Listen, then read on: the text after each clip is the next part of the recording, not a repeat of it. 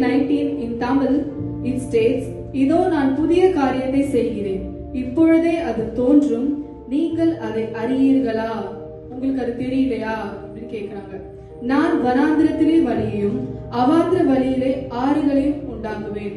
வில்டர்னஸ்ல வந்துட்டு ஒரு டெசர்ட்ல வந்து தண்ணி எதிர்பார்க்க முடியுமா? கிடையாது. ஆனா நம்ம தேவனால வனாந்திரத்திலையும் ஒரு வழியை உண்டாக்க முடியும். See, I am doing a new thing, now it springs forth, do you not perceive it? I am making a way in the wilderness and streams in the desert. This verse is often understood as a message of hope and new beginnings.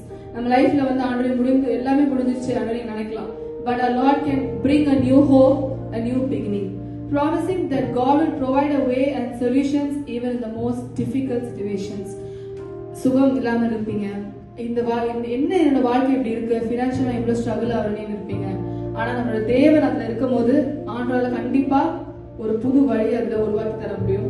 So நம்ம இது எல்லாரும் நான் already சொன்ன மாதிரி தான், நீங்க அந்த ஒரு லைனையும் ஃபீல் பண்ணி பாடுங்க.